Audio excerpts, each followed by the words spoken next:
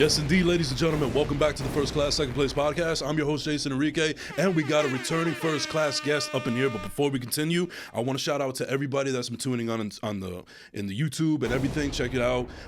Thank you for checking in. Thank you for liking, subscribing, so on and so forth. And we really appreciate it. So, ladies and gentlemen, we also are live at Bravery Studios in Garfield, New Jersey. Shout out to Mar Behind the Glass. And like I said, we have a returning first class guest here. Ladies and gentlemen, the one, the only, Ramon Pesante. What's going on, Thank brother? you. It's good to be here and see you in your perfect hair. This guy's got the best hair in podcast. Oh, man. Hey, better than Schultz. Better than Andrew Schultz, too. Wow. Schultz got that that bowl thing. He put the bowl in his head. He shaved off the sides now. It's kind of weird. Yeah. Looks a little Adolf-y a little. Yeah. I'm glad that you said. I'm glad you said that because I don't know if I can pull off that mustache. No, don't. Yeah, it's very like he definitely works on that mustache. Yeah, he's got a comb. He's got like the comb. It's too Auschwitzy for me. I don't You know. got a comb in your back pocket, don't you? I did. I don't know what happened to it. You definitely got the hair. Like, hold on. Yeah. You know what's funny is that usually before we start, there's a ritual with my other engineer Steve. Shout out to Steve. Every time I would before the cameras start rolling, I'll be like, "How's the hair?" And he would always say, "Immaculate, bro." Immaculate. It is, bro. Every time, bro. Yeah. And like it's you know what's funny is that a mutual friend of ours, Alana J. Shout out to Alana J. Shout out Alana J. Because we first class and we second place. Yeah, so check out Act Up with Alana J now available on YouTube and everywhere you get your podcast. I love it. We almost caused a little bit of a drama here because I said that Marv actually told me on a couple of occasions that I have the best hair at Bravery, and you know she has the curls, they're popping and everything, so we might have a little bit of competition going on there. Yeah, that's rough. It's rough. You know, you gotta if you're gonna go through the competition, you need rules. Mm-hmm. How long does it take to prepare in the morning? Yeah. You know what I mean? What's the process like? How does it look in the end of the day? Yeah. Versus the beginning of the day? Does it hold up? You know what I mean? So these are rules, Marv. We need rules, okay, for this. And then I think I still think you'll win.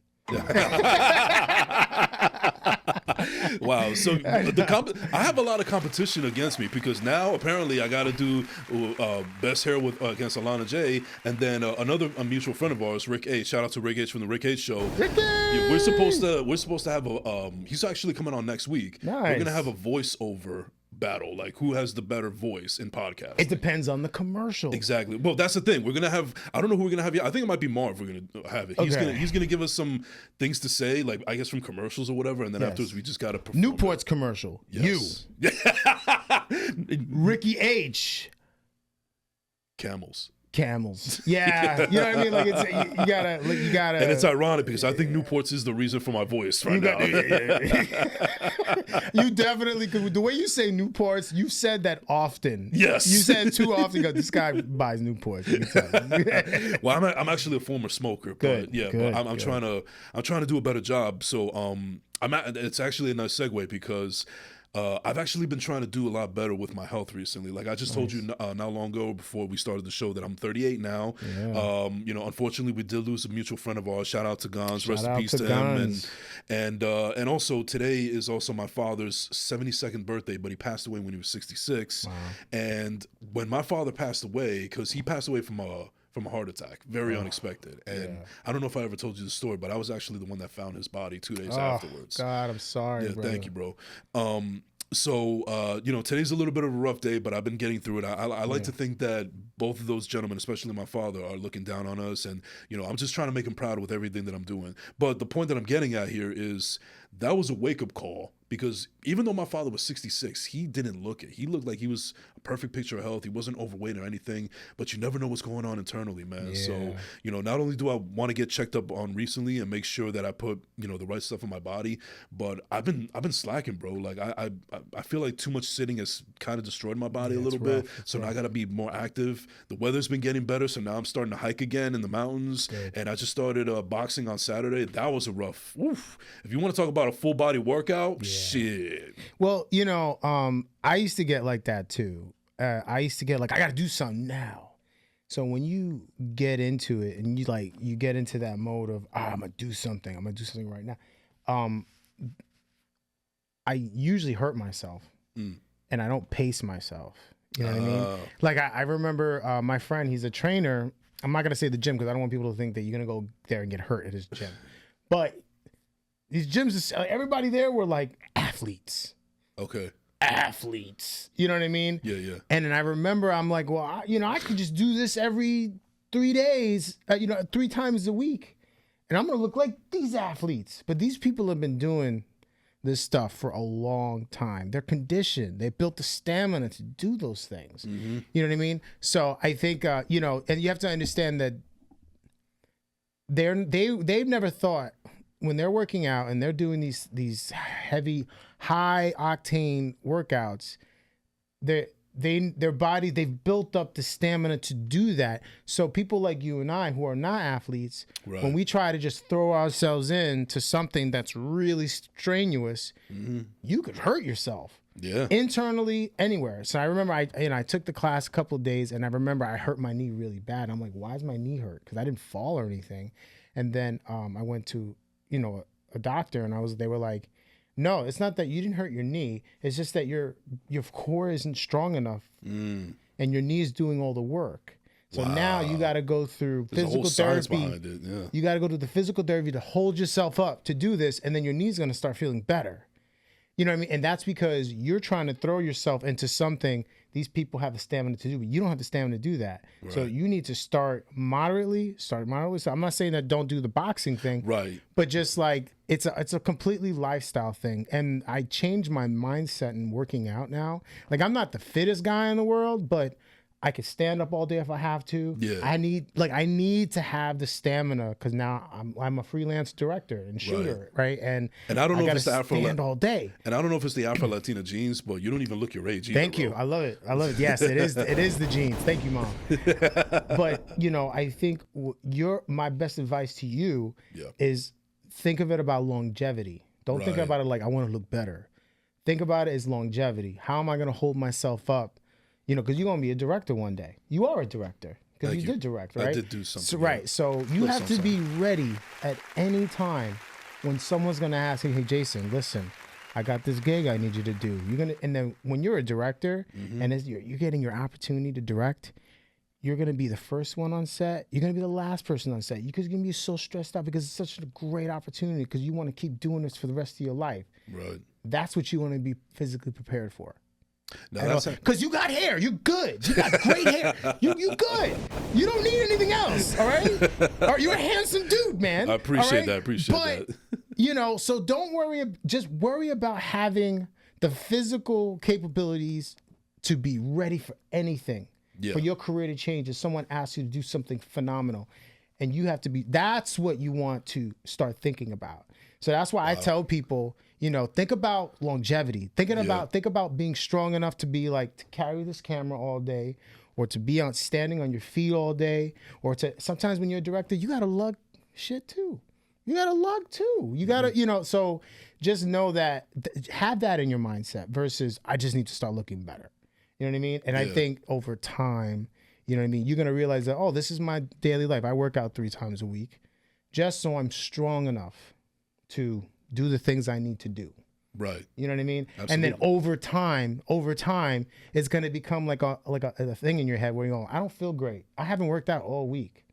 I don't feel great. You know what I mean? Yeah, yeah. So it's going to take time. It's kind of like withdrawals. Yeah. I get those, I was trying to fit in time to work out today, and I just did not have time, and I'm really mad. So now tomorrow I'm going to go and work out. You're going to be aggressive. Yeah. Yeah, because I wanted to work out. Go full Wolverine. Yeah. So yeah, but no, definitely. But just don't overexert yourself. You know what I mean? Because this is a lifelong thing. This is about staying strong enough to be ready for anything. Absolutely. You know what I mean? I think that's the most important thing to think about. And you're not always going to be motivated. Right. Round of applause real quick, Mark, for that. Thank you. Yeah. So that's actually also a good segue. So we talked about it before when you were on my show earlier in the earlier episodes, and also again when you were on Yobi TV Sports.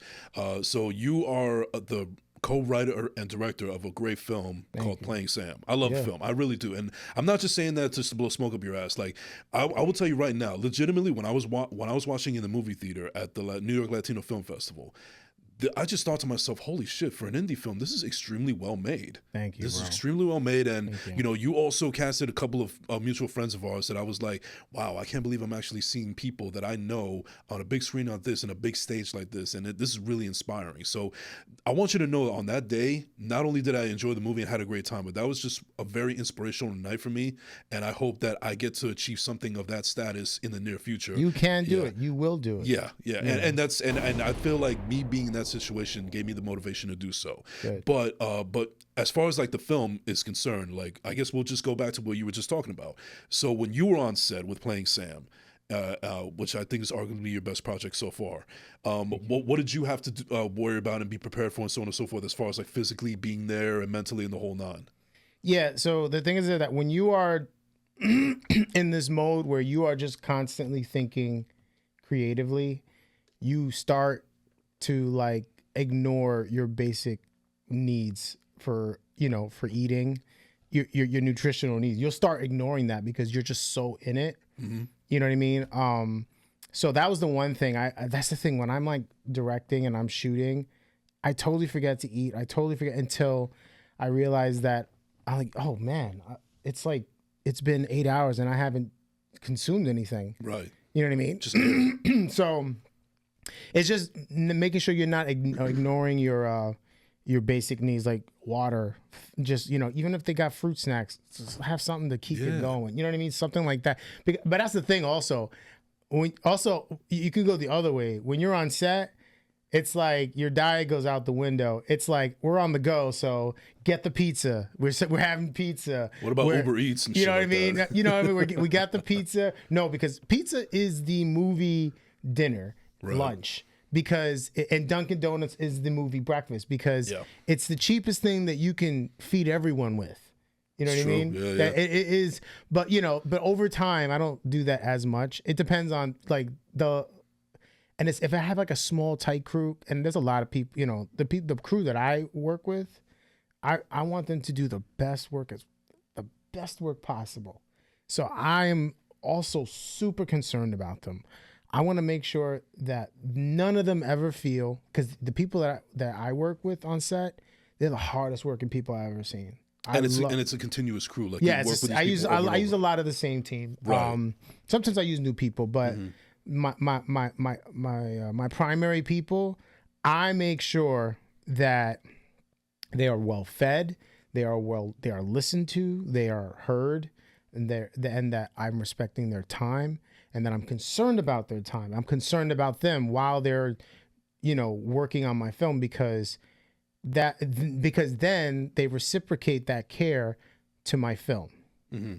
If I care about you and I'm making sure that you can perform and then you are happy performing on my set, you are going to be happy to work on this film, and you're not going to just give me some regular schmegular performance in my film. That is I pay them well. And if I can't pay them well, we have a discussion. Like there's a discussion like, hey man, this is the project. Are you inspired by the project?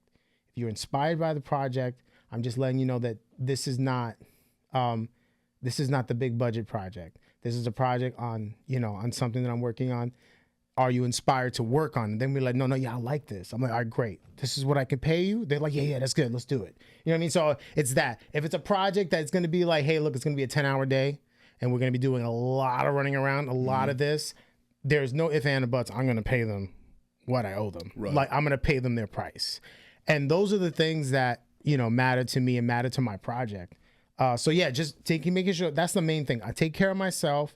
I got to be mindful of my basic needs, my nutritional needs, so I can keep going, and making sure that my team is very well taken care of, and that I'm always thinking about them. You know what I mean? I'm repeating myself. No. It's at the end of the day, that's what the process is. It's all repetitive. You got to keep on working out that muscle in order for it to, gain traction. So I get where you're coming from. Now, I've never seen you on set. I've never seen you in action, but I can't imagine you going fucking Michael Bay on somebody if something no. goes crazy or anything. I can't, So- especially no way. It's my money. I can't. Right. So this is the thing: when my money's on the line, Yeah. I got to make sure. Again, everyone's happy, and they're making sure that my money is going to good performances and good work. But how do you stop yourself from like, because you're human at the end of the day. So has there ever been those moments where you feel like, it's just Murphy's law, like whatever will go wrong can go wrong and it's just happening, but you still got to keep your cool in the process? So that's why you have a good assistant director. You go to the side of the assistant director, you express your frustration, and they act on your frustration. And I'm not saying they go, can I curse? Yeah. Fuck some shit up because I'm mad. You know what I mean? No, but it's like, look, dude, you know what I mean? This audio guy, he's sucking right now, or he's not, he's not moving with the team, or he's taking too long to figure out his gear or something. So now that it's the assistant director to now do his job, and the assistant director's job is to keep cool and take or just reflect what I'm doing in his own way. But I also my assistant directors are also I have two that I love to go to. Yeah. One is a very calm and collected guy. I mean, but he's also very like when he has to he's on me when I need him to be on me. They're my boss. The assistant director is my boss. He goes, "Yo, you're running out of time. You're not gonna get everything you need, and you spent money on this day to get everything you need, right? So now let's talk about let's rejudge the schedule to make sure you get everything you need, not everything you wanted, but everything you need, right? So one is Barbie and one is Bert. Bert is my editor. He's like, so I like having Bert on set because he's like the guy that he'll know what we might need in edit. So sometimes I'll use him as both assistant director and as an editor.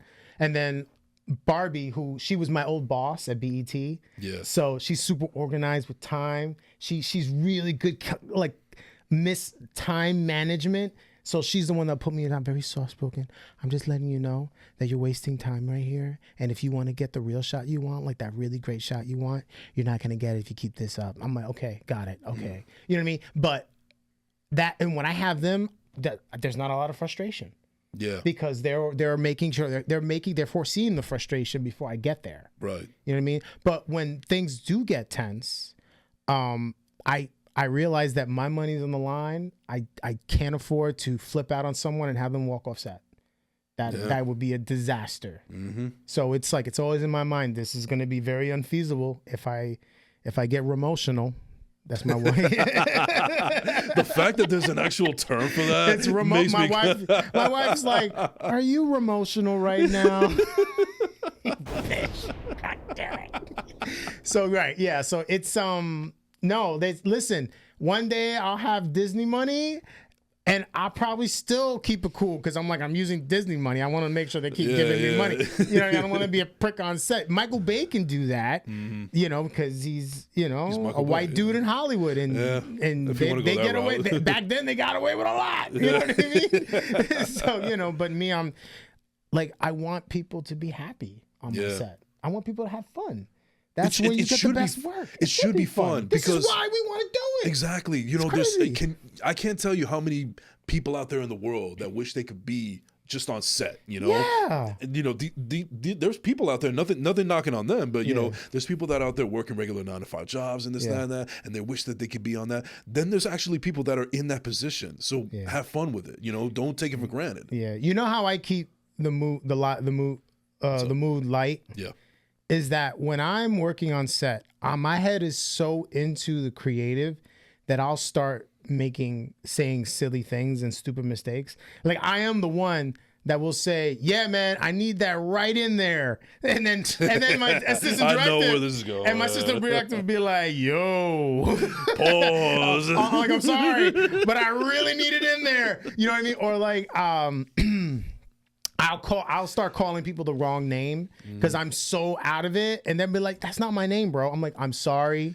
I'll just say I am a show on set because the one thing I know is the shots I want to get, the things I want to get, but sometimes I will get names wrong, or I will say the wrong thing, or I'll misspeak, or I'll just say some really homoerotic stuff because it'll sound like that's the shot I want, and it just sounds homoerotic, and people will go, "Hey!" It happens all the time on set, and I'm like, "I'm sorry, I just, this is where I want it, okay?" So, you know, but that's what keeps everyone kind of like laughing on set, because I'm usually embarrassing myself with certain things that I'm saying I'm doing. But listen, the work always comes out looking good, so I'm like, all right, y'all have fun, we're having fun, this is great. But then of course there's times like, okay guys, look, I just need silence. We're running out of time. All right, my favorite line is settle, and everybody will get it. I'm like, settle. All right, and then that's my favorite line when I'm on set. Is like, I hate quiet on the set. I think it sounds so corny. It just sounds so like gimmicky. Oh my god! Quiet on the set. Then you know what? You would hate being on set with me because that's me. But it's like, but settle is like a very it's a very gentle approach. Like settle. Right. Okay, we need to do this. Settle. And then people were like, okay. Wow, even that got me calm right now. Yeah, right. But if you're like, quiet on the set means shut up. Yeah. You know what I mean? So, and people are like, whoa. And I've heard assistant directors, because I've been on other sets, and be like, quiet on the set. I'm like, Jesus Christ. Or you could just say, settle, team, settle. Okay, we need to get the shot. And then it's like, it's not directed at anyone. And then people are like, it just kind of refocuses everyone. You know what I mean? Versus quiet on the set, and then people now feel like they're being barked at.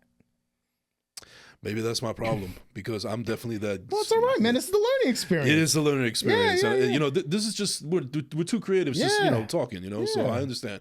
And I'm also a very visual person. So while you're explaining this whole thing right now, I'm going back to that scene in Playing Sam where Mark Rain, shout out to Mark Rain, and I forget the other guy, they're trying to make content on social media. Oh, Ken Starr. Ken Starr. Yeah, shout out to Ken Starr. Yeah. And then you also got Jasmine and Rita on the other side just talking ish, whatever. I'm just picturing that day on set and how it is, and everything you're describing right now, I'm just visually picturing in my head how the whole process went on that particular scene. So that particular scene that was a very so this is the instructions I gave. Okay. I was like, Mark and Ken, I told Ken, Mark, I want you to write a social media sketch.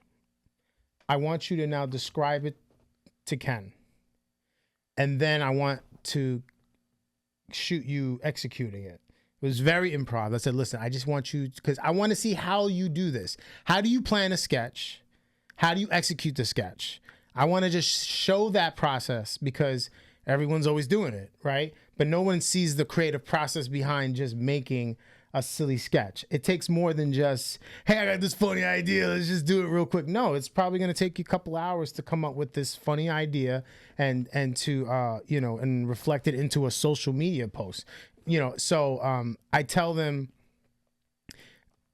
so he goes, yeah, I got a sketch idea. I'm like, great. I want you to tell Ken that, because Ken doesn't know. Yeah. So I'm like, I want you, and then we capture them talking through the sketch. So I'm like, just do it how you would normally do it. When Ken has an idea or you have an idea, who has the idea? How do you facilitate the idea, and how do you execute the idea? And that was it. It took like maybe about an hour and a half to shoot. Mm-hmm. You know what I mean? And we were running against time. We were losing daylight doing that. I'm like, shooting outdoors is tricky. Yeah. Oh yeah, it's tricky, but it was actually I'll say this: God blesses me when we shoot outside every time. Because that day we were supposed to shoot outside, and it hailed out of nowhere. It was raining. It hailed out of nowhere that when we shot that, and then it was like, we're done. Like, I can't even shoot anymore outside, and there goes my money for that day. That's all I'm scared of. And bro, the hail, it hailed for an hour, and then it stopped, and the most beautiful light happened outside. And that's the thing, when it rains, and after it rains and the clouds kind of clear, the sun starts beaming and through the clouds, and like now it's like, whoa, this is beautiful. It lights up the streets also. And that actually happened to me in the thing I just directed last week. You know what I mean? Yeah. It rained like crazy out of nowhere on this past Thursday, and then I was like, oh man, and then it stopped within an hour. And I'm like, great, let's go outside. And it was beautiful. I'm like, this is beautiful. And we went into the Marcus Garvey Park, and the trees were shiny because of all the rain. It was like, this is great. So, again, the production gods love me. So in that day, the production gods love me as well. So yeah, that was a very improv scene, and me just being very curious. I'm like, look, we're gonna have 2 cameras. I want to focus, one focused on Ken, one on a wide, one focused on Mark, on a close-up, moving back and forth. I want it to feel like people are talking. So, I'm always thinking about, how do I want the camera to move, and what is that making us feel as we're seeing this move? So I'm looking at the monitor, I'm going, okay, I feel like this is an engaging conversation that people can be involved in because it's going back and forth. And he's talking to his idea, and Ken is working to understand the idea. And now the audience is doing the same thing. Mm-hmm. The audience is in the POV of Ken right now. So that's how my head is going. I'm like, how can I use this? I'm replaying all this in my head. Yeah. So that's how in my mind I was thinking. And I, when I was on set, like for instance, there's a lot of moments where the camera's just moving back and forth as they're speaking. And that's something, as I was shooting the film, I go, I like this. This is really speaking to me. Let's just do this throughout the film. Let's just go, let's have a wide as an establish, and then I'll have the other camera person. I had 2 cameras the entire film. Yeah. So I'll have the close up, just move. When someone's talking, go to that person, go back to this person, and then just keep it very, very, engaging in this way. So, and the audience is going to want to be a part of, feel like they're in this relationship. So that's pretty much how I approached that scene in pretty much most of the film. Yeah, no, I definitely resonated. One of the things that I really appreciate about playing Sam is that, yes, it's directed by a Latino director, and you have Latino actors and so on and so forth, but I feel like it's still a story where if you just take the culture of any kind of race out of it, you could, place white people, you could place black people, Spanish, whatever. It's a story that can be told on all different fronts. You guys just happen to do it with a little Latin flavor. Yeah. But I think that's why I appreciate the film so much, because it could be told from a point of view from anybody, regardless of race, creed, whatever the case may be. Those kind of films that I've done, because I did another film like that called Grapes, the short film Grapes. I saw that one as well. Yeah. And there's something about making films that are culturally relevant to not just one culture, but to many cultures. When people saw Grapes, they were like, that reminds me of someone told me, that reminds me of my grandmother would force me to learn Creole. Or my grandmother, she would force me to learn Italian. So it was like, it's culturally relevant to different cultures. You know what I mean? And like it, and trust me, it's not always, it's a very instinctual way of doing this, that kind of storytelling. You know what I mean? And I was able to do it at Grapes. I was able to do it in playing Sam. And it was never like, and I guess because that's from my POV, and my POV is that I'm a Puerto Rican that don't speak a lot of Spanish, but I'm still an American. I'm an American. And I'm the same way too. Right. I thought it was a great representation of people like us, even me, because I'm Colombian and Costa Rican, but I don't know that much Spanish either. But you're an American. Yes. Right. And that's what brings us together. Right. We're Americans of, there's so many different types of Americans born in this country, but have family from different parts of the world. But we're all here as Americans. That's literally what this country's about. Yeah. Is like children of immigrants that are here, you know what I mean? Struggling, kind of dealing with this duality of recognizing our past cultures from our family, but also understanding that the culture that raised us is American culture. Right. Yeah. No, I don't know why, man, but it just kind of reminded me of like, so I'm 38. I'm not married. I don't have any children, at least not that I know of. But it's funny when I tell women that I'm Colombian. More often than not, they'll be like, "Oh my God, I love how Colombian people speak Spanish," and I'm like, "Yeah, you're shit out of luck with me." You're out of luck. Yeah. So, I thought you were Costa Rican. I am. I said I'm Costa Rican Colombian. Oh, okay. Sorry. Okay. Yeah. No, it's okay. Okay. No yeah. No, I'm the other Rican. But right. uh, but the reason I also kind of want to bring that up is because, as I do with all of my shows and all of my guests, I do my research and so on and so forth. And I've talked about mental health aspect on plenty of times on the show and everything. Right. And I remember watching you on another podcast, and you talked about your struggles with growing up and the mental health aspect and so on and so forth. And you're a very big proponent of therapy, and it was very beneficial for you. And if it wasn't for therapy, you don't know if you would even be married, get ready to get married. You're a happily married man right now, and that's kind of like the conundrum that I'm kind of facing out right now, where like I don't have any nieces or nephews. I don't have any children of my own. My father is gone. I know that he really wanted to have grandchildren, but he never got that opportunity. And now my mom's kind of facing me down the barrel of wondering, when am I going to give her some grandkids? But like, but I kind of bring that up because like I kind of envy guys like you in your position. And I've been trying to do the work on myself and so on and so forth, but it's really tough out there, and I'm just really glad that you and a couple other people that have actually found their quote unquote person, as the kids say nowadays. That it's rough out here, bro. Yeah, I don't. I know sometimes married people envy single people. I've heard this before. Yeah, I do not envy single people. Yeah, my single friends are like, stay married. They're very much stay married. Don't even. And I'm like not like I need that advice, but I'm just like, I think it's just so funny how they're just like, this sucks. Yeah. This sucks. Yeah. And I think also, I think social media, like social dating apps, have completely taken away something organic about finding your person. That's why I'm not on any dating apps. Yeah, I haven't been on one in years. Right, but you're encountering women that are still doing, and you're unfortunately yes. And so now they're conditioned to go, okay, give me the gist. Because that's what these things are. Give me the gist. Yeah. And I also know, know that I'm not the only person that's. I took a number. I'm just waiting for my number to get called at this point. No, but the reason I also kind of bring that up is because you said that if you hadn't gone to therapy, you don't know if you would have gotten married. Like, what was it about therapy specifically that made you feel like if you didn't go, then it wouldn't prepare you for marriage in the first place? I had to deal with toxic traits. Okay. I had a lot of toxic traits that I had to address. And I had a lot of trauma as a child that I didn't know was still with me as an adult. And when certain situations that appeared similar to my childhood presented to me as an adult, I would rage out. And I'm not like raging out like roid rage or like beating people up, but rage out like I would get incredibly impatient, angry, and unable to be like you couldn't talk to me. Right. And I was, and my wife, before we were married, she saw that side of me that if something seemed very familiar to me, a situation that seemed familiar that I experienced as a child, that I had to put up with as an adult, I'm like, oh, fuck no. See what I'm saying?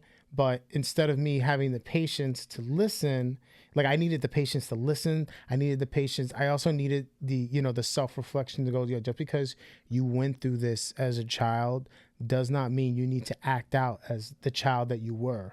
Or that, because when I was a child, I wish I was able to act out and be angry, but of course I wasn't able to. So now as I'm an adult, I'm going to be like, well, now what's up?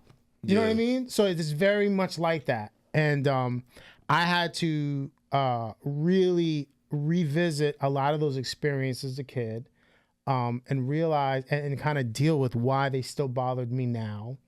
And also, just reflect on who I am now, why I'm not that person anymore, and why, the way I felt, like also validate why I was upset as a kid. I think that also when you get angry because you see something familiar that hits you, right?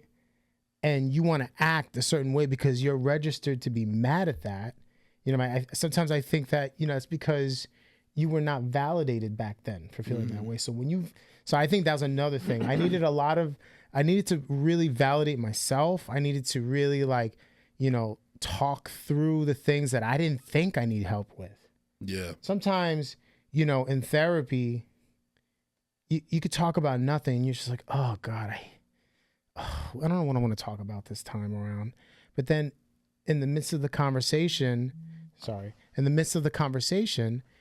you start, you have a eureka moment. Yeah. You have a eureka moment. And they come out of nowhere. You just walk into therapy going, I don't know what I'm going to talk about today. And then somehow in the conversation kind of sparks your therapist's curiosity. And then that's when the work start coming. And then you start talking through these things. So yeah, those were just like experiences that I didn't, so I'm going to be real transparent. When I was dealing with the foster care thing, before I was in foster care, I was living with my dad. And my dad was dealing with a very personal drug problem. And he was living with another woman.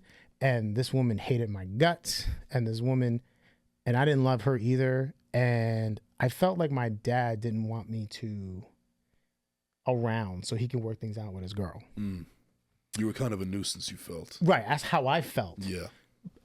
As a 45-year-old now, I realized that things were not as black and white as he was dealing with a drug problem, So when my girlfriend at the time, which was my wife, now my son came to live with me, because he was having problems with his mother.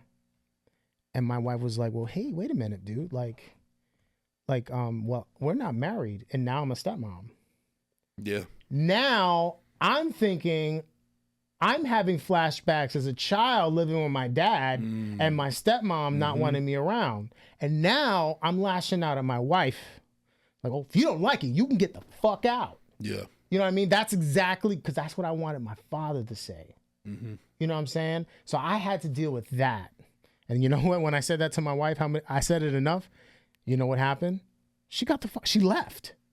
I didn't want that to happen. Right. You know what I mean? Yeah, yeah. So I think that, that's a good example of something I had to deal with in order for me to start becoming a better husband, to become a good enough for my wife to come back and to like really consider the relationship again, and for us to, because of course I felt like, I think she had some things she had to deal with herself, but this is about me, not about her. Right. That's her podcast. But is that an invitation? Right. But I think that's a great example of how, because you have to understand, when you're getting married, when you decide to be with someone, it's putting up with things. It's receiving things. You're now another part, the other half of a person, someone that they may care about some shit that you think is ridiculous. Yeah. But now you can't just be like, that's just stupid. You can't say that. You got to be like, all right, well, now I'm going to, just because I think this is stupid, but it's important to you. So now it's no longer stupid to me. And now I need to, listen, and hear that person out. So it was crazy, but it was really crazy. The amount of therapy and processing I had to do to finally become, just confident enough to go, okay, I can be a husband now. You know what I'm saying? Yeah. But that took years of, I am still in therapy. I had a new breakthrough because I had a lot of angry emotions towards my mother, but therapy, I had a eureka moment a couple months ago, and now I don't think I could ever be mad at my mother ever again. Wow. Because of this eureka moment. Yeah, yeah. Because for years, I had deep-rooted issues with my mother for years. Instant anger. She was the villain to me. Such a long time. Until I had to have that eureka moment. And I had it a couple months ago. And I have never been mad at her since. I'm not mad at her anymore. Like, no matter, even if she says something mean, I'm like, it's cool, Mom. I understand. You know what I mean? Like, I can't, but that took 45 for me to be 45 to me to finally get it. That something my brother's been trying to get me to understand, but I had to deal with stuff from back then. Yeah, no, absolutely. You know what I mean? Yeah. And then there was another eureka moment. So I don't know how long, if you've been in therapy or how long you go, but in order for you to really get there, you have to be going for a long time, for a while, and then those moments come in the conversation, and then it's like, whoa. You just Yeah. changed my whole way of thinking. Yeah, no, and you're absolutely right, because here's the way that I look at it. Like, there's a lot of people out there that they now are starting to realize, the mental health struggles out there, generational curses, the whole nine. So now they're looking for professional help. However, a lot of people are still kind of blinded by the fact that they think that this is like, rehab. They're gonna cure you. They're gonna tell you what to do. They're gonna give you instructions on how to live a better life In a short period of time. Exactly. Well, I went to yeah. 5 sessions. Like, what are you talking about, bro? That's not. This is just similar like going to the gym. It's like the gym. Yes. Yeah, you have to work out. Yeah. Your body, and you have to make sure you're taking care of it, so on and so forth. It's a process. It's a marathon, not a race. But I feel like that's why so many people are still kind of damaged, for lack of a better term, because they want a quick fix. They figure that this therapist is gonna wave a magic wand and everything's gonna be okay, and you have all the answers. Okay, I'm cured. Now I can live out the rest of my life. Yeah, it's not. It's such a bad misconception. And I was going to therapy for quite a while, and then I stopped for a few years. And I think it was my wife that told me, I think it's time for you to go back. Well, what made you go? Jesus Christ! Why do you keep leave me alone? What made you go in the first place? I'm curious, because what made me go in the first place? I must have been like in my late 20s, early 30s, and I just had like a breakdown moment. I just had like this breakdown moment, and it was I wasn't really doing well working with other people because I would take things super personal. I had just gotten out of this previous relationship that I did my part by fucking up that relationship with that girl. She was okay. She was, I did more wrong than she did, 100%. And that's big of you to take accountability. Oh yeah. Look, dude, there's no reason for me to argue. She's no one to me. I'm no one to her, and that's the way it will always be. But that's what I did. You know what I mean? Some people are still friends with their exes. This is someone that the day we broke up, we stopped talking. I never saw this person again.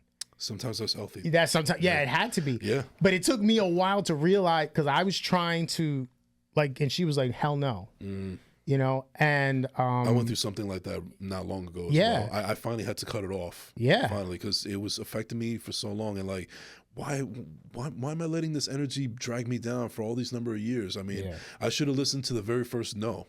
Yeah, there you go. Yeah.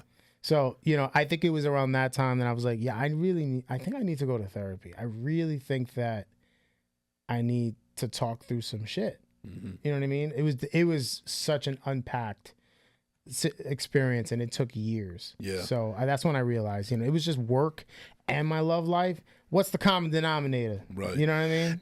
And I'm actually glad that you ended up doing it, because part of the reason why I ask these questions, especially like with people from like us Hispanics, is that there's a stigma from a very long time, and we're now kind of breaking it. But I definitely come from a generation where, like, if I wanted to go to therapy, I would have family members to be like, all right, well, I hope it works out for you, but don't talk about what happens in the family. Like, well, what if what's happening in the family is what's fucking me up? So it's kind of counterproductive. Yeah. Well, of course, I think it's still crazy that it's still taboo to go to therapy to some people, but it's usually just the baby boomers. Yeah. The baby boomers, I oh, you're weak, you're a pussy, the whole it's nine. Not that, I heard, God bless my in-laws, but my in-laws overheard that I was going to therapy, and I heard my wife, because of course she's so transparent about, she goes to therapy too. Me and my wife both go. My son goes to therapy. Mm-hmm. I go to therapy. My wife goes. We all go to therapy. All right. Yeah. We've all been going to therapy. Right. And so my wife was like, oh yeah, Ray's going to be going to therapy, because I go in person, which is rare these days. So then I heard my husband in the back, therapy. my wife's father. I heard a speakerphone, therapy. I wasn't even mad. I was like, okay, all right, whatever, dude. Yeah. But it's like, it's still very taboo. And it's just, now people get celebrated, like, therapy, good for you. Yeah. Holy thank God. You know what I mean? Where other people, but that old way of thinking is definitely like it's rare. It's more rare than Yeah. You know what I mean? And I guess Than the another other. reason why I asked you that, you know, like if you didn't think that you got into therapy, you probably wouldn't have been able to get ready to be married. I feel like I've been doing the work myself as of late, Okay. and I feel like I've gotten a whole lot better. And I'll even tell you right now, I'll be transparent. You've been on my show once before, and you've been on my sports show once before. This is the third time that we're working together, and this is probably the first time that you're actually watching me, listening to me, and watching me when I'm actually at peace, when I'm actually good with myself. Because during that time I was not doing good mentally. Like there was some people in my life that was really like running me ragged, like they were ragging me down, just a whole bunch of shit that was going on in my personal life, and this was my escape. You know, maybe you didn't notice it because this is my escape, but once those cameras and this microphone was off, I went back to it, and I was just not in a good headspace. Now it's now I'm doing the work, and I'm in a much better place right now. I'm happy. I feel like it's funny because a couple of days ago I told myself, is this what healed feels like? I don't know why. I just randomly just told myself that, and I feel like I'm actually healed from whatever bullshit that I was going through before. But one thing that kind of crossed my mind as well is like, now I'm kind of doing the work, and now I'm feeling better, and I'm becoming a better person. But is it kind of like, is it kind of too late for me? Like, has the one for me kind of like already passed? Not at all, bro. Yeah, because you kind of hear me out there, and you know, you could jump in if you want. Like, I don't like, I know that I'm not trying to brag here, but I know that, you know, me being my age and having, you know, my own independence and not having any kids, I don't have any baggage, so I could be a catch. But you know, there may be some other people out there that may think like, oh, wait a minute, he's this age, he's never been married, never had kids or anything. Something must be wrong with him. Yeah, I know I hear about that stigma. Yeah. But I think, I mean, now in this day and age, everyone's single. And I feel like now it's different. And, you know, I think that, you know, I don't think it's too late, Eric. You know, I'm sorry, Jason. I was gonna say Enrique. That's because I think I always think Enrique. Okay, so, all right, sorry. fair So enough. Jason, but you know, it's not too late. I got married at 38. Oh, wow. Around that time, my late 30s. I think Okay. it was like 2018. So I mean, so it's not too late. I just think that you know, it's I don't know your methods of dating and how you go about meeting women and stuff like that, but I don't think it's too late at all. I think that your 40s, you know, you have your whole 40s to find a woman that you love. You know what I mean? You have even your 50s, dude. Like my dad is in his 60s. He's dating some 30-year-old.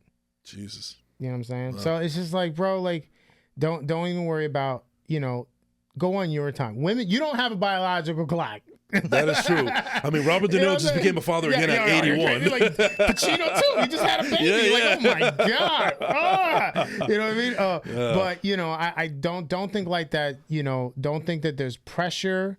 You know, because the thing is that if you feel that there's a pressure for you to be with someone, you're gonna meet someone that's a potential. Yeah. And then you're gonna have that pressure in the back of your mind, and it's gonna reflect how you, you know, approach this person. Right. You know what I mean? I still do believe that there are women out there, I meet them all the time, that are looking for good men. You know, another red flag for me is that you're saying that you're healed. And you have to understand that you will never be healed. Like, your mental health is like, in my mind, bleeding. Yeah. It's like sometimes you can stop the bleeding, but sometimes that scab's gonna open and you're gonna have to do a patch up. And so you have to understand, like, there are times when my wife knows when I am down. Yeah. And my wife's like, you know, I see that you're going through something right now. Right. You know what I mean? So I'm gonna talk through it with you, or you're gonna like, whatever. You know what I mean? But just know that, give yourself the space to go, I'm not healed today. Right. You know what I mean? And you know, and I want to clarify. Yeah, I want yeah. to clarify. Like, I don't think that I'm gonna be healed and then that's it. I'm gonna live happily ever after. I'm just saying, when I ask myself that, You're healing. Yeah, well, I felt like maybe I was healed from that situation. You know, feel you. whatever was bugging me is no longer bugging me, and Okay. now I could like move on and do whatever the fuck I need to do and not worry about, you know, Tom, Dick, and Harry, or whatever the fuck that phrase is called. Yeah, I know. I feel Yeah. you. So, but to me, I took it as a sign like, holy shit, I'm actually feeling really good today. You know, I can't remember the last time I felt this good. All right, let's keep it going. You know, I'm not gonna let this just be the end all be all, because I know there's gonna be days ahead where, you know, there's gonna be shit on my plate and so on and so forth. But I think I'm at a point right now where I'm learning to deal with those situations, and instead of lashing out like you were just talking about when you were 20s, you know, you have all that angst in you. I was no different, bro. I was the same way. I was actually seeping a little bit into my 30s as well. But I feel like it took a really long, hard look in the mirror for me to realize, like, holy shit, I got a lot of work to do, and I got a lot of making up to do, and I got to start pointing fingers at everybody in the entire fucking world, because I have to take the accountability, because like, if how could I solve the problem if I don't know that there is one? There you go. Yep. There you go. But no, look, you know, I also think that you might meet the person that's also dealing with their own demons and issues. Right, yeah. You know what I mean? And you also, and you have to be cognizant of that. You got to be like, you know, she's probably going through some stuff, so I'm not going to judge her. You know what I mean? I think one of the best things about when I realized I was going to marry my wife was that she's an imperfect person. And because she's imperfect, I'm going to work through those things. Not because I'm saying I'm going to work through the red flags and ignore the red flags, but, you know, there are things about my wife that's imperfect that I learned to love. Wow. Because I think about, you know, why, you know, and I'm like, all right, like, so when she's like, even if like the things that when we first started dating, I'm like, yo, there's something wrong with this chick. You know what I mean? To now it's like, all right, that's her thing. This is her, you know, thing that makes her imperfect. And it's okay that she's imperfect. You know what I mean? And I think that's another thing. I think that the dating pool, you got to stop thinking that someone's got to be perfect in order for you to think about a future with this person. You got to learn that you just have to learn to identify these imperfect qualities about them. Yeah. And then and go, can I work through this? Can I still be with this person through these? So get to know them. So when they happen, you're not like, whoa, what is wrong with her? Yeah, you know what I mean? Like, one imperfect thing about my wife is that she likes to break shit when she's pissed. Like, break shit. You know what I mean? Like, I don't break shit. Like a kid throwing a rattle or some shit. Okay, yes. Yeah. But I know that when she does that, she's incredibly upset about something. And she feels, and she's taking something very personal. She does that when she's hurt. That's when she does that shit when she's hurt. You know what I mean? And she feels that she's being taken for granted, or she feels that someone is you know, not recognizing her worth. That is when she lashes out. And I know it's probably deep rooted in something else in her life. But that's an example. Like, of course, I'm like, yo, please don't break the house. Please don't break this house. I understand you're upset, but I also know, you know, and recognize that, look, this is her an imperfect quality about her that, you know, I'm going to love her through, because this is temporary. This little thing will come and go. You know, so I think that when you're going and meeting someone, you're considering people, identify those imperfect things. Now, listen, man, if she loves, you know, she's like keeps a really shitty house and has roaches everywhere, then that's. Yeah. I'm not saying. I'm not going back to her. I still love her. I'm not going back to that. Oh shit! I'm sorry, but I'm Vietnam just talking flashback, about, baby. But I'm just talking about, you know, certain temper or certain like things that make her, you know, get sensitive, or something that, you know, an OCD thing, or something that gets her, and then you just kind of see her and go, okay, that's her thing. That's what's getting her riled up right now. Fine.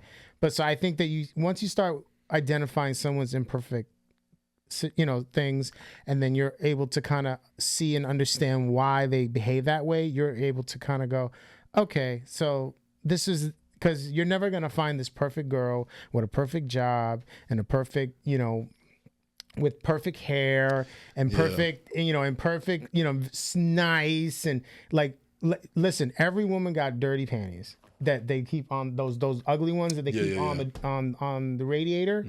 And it just did like, what are these? You know, the bangingest girls got them. You know what I mean? So that's kind of how you got to look at it. You know what I mean? So I think that, you know, you're gonna be fine, dude. You're gonna find like you can find, you're capable of finding a great, you're a very good dude, you know what I mean? And you know what I mean? But just don't get impatient. I know the dating apps, Oh, it really does ruin. Yeah.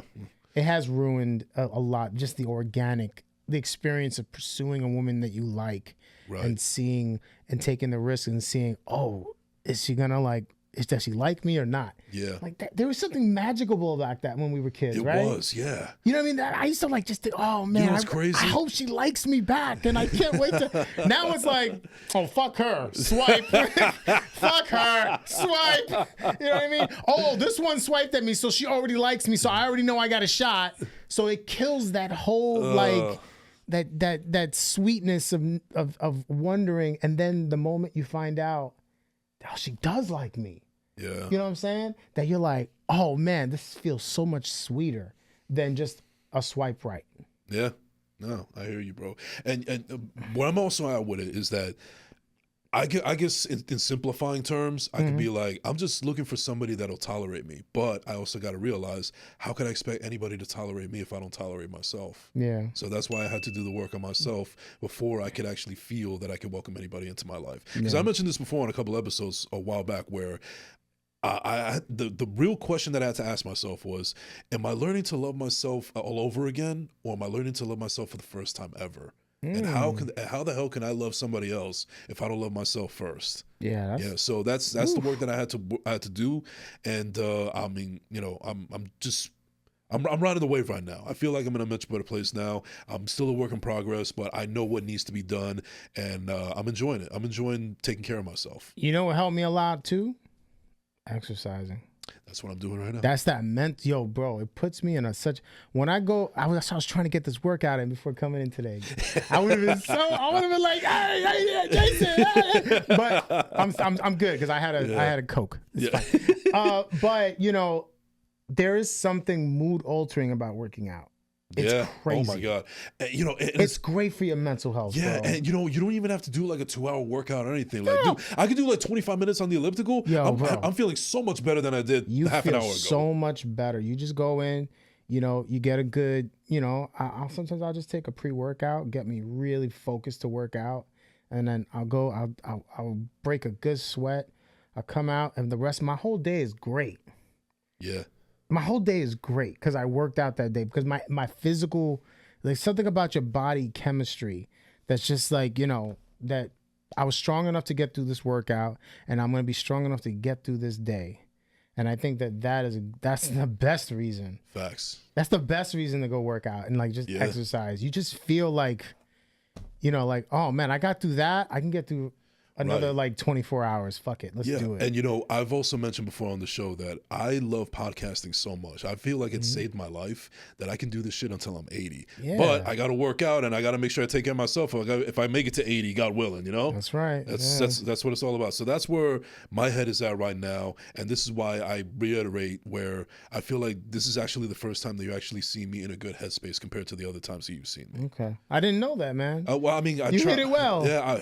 I mean, I wish I didn't. But you know, but I'm being honest, and I'm being transparent, and that's what my audience respects about me when I do the show and so on and so forth. And I respect you a lot as a human being, not just as a filmmaker, but I respect you enough as a human being to actually share that with you. Thank you, bro. Thank you. Listen, do you have someone regularly that when you are needing to speak to someone because you are having one of those dark days, do you have someone like that? I do that's actually. Good, good. As long as you have that, that's very important. I got a couple. Like, there's a couple episodes a while back where it was just me and 3 other guys, and we were talking about men's mental health specifically. Those are my 3 guys that I can count on, and they know they count on me as well. Yeah, that's important. Like, there's always you need to be able, you need that someone to just be like, yo, bro, like literally, like I'm not in the best headspace right now.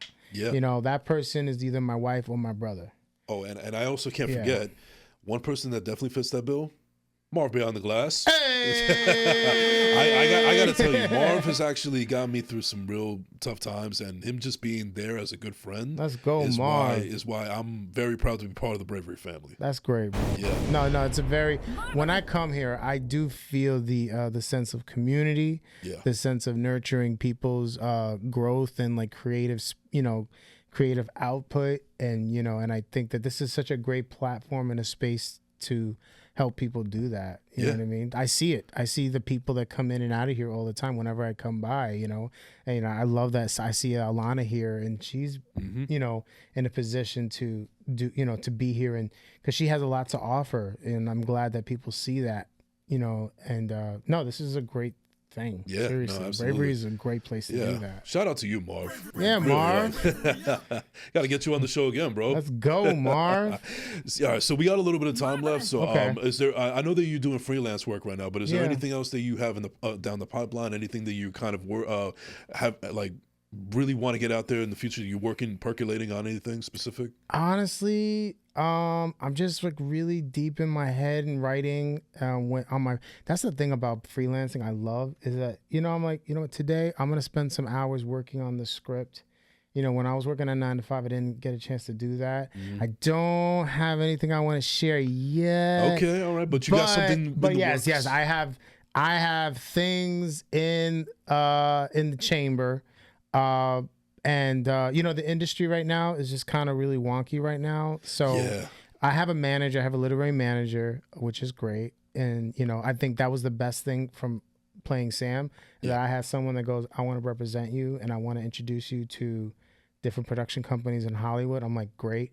Hollywood is just, you know, is a little impotent right now. And they're not really taking a lot of meetings with creators. Yeah. And as you can see, their box office is tanking, which is terrible. Like Furiosa. Furiosa, yeah. I went to see it. I enjoyed it. Yeah. You know what I mean? And it just Fall Guy. You know, there's just like these constant duds, and it's a reflection of Hollywood not really thinking about who's really going to the movies anymore. Right. You know what I mean? It's Gen Z, and Gen Z doesn't know anything. They don't They care. just know streaming. That's it. Right. Well, that's the thing, though. Gen Z has so many distractions available to them that you need to give them a good reason to go to the movies. Dune 2 was a reason 16-year-olds were going to see Dune 2. Yeah. Young people were like, I want to see Dune 2. So you can't tell me that that the audience is dead and that Hollywood needs to get with the program and look at who is spending the the highest paying people that go to the movies are young people, Gen Z, Black and Latino. Yes. All right. So I think you need to start considering your content and stop thinking about IP that's 20 years old. Yeah. Because those kids don't care about that shit. They don't care about kids that? don't know what Fall Guy was. I knew what that. I'm 45, but who's spending all the money?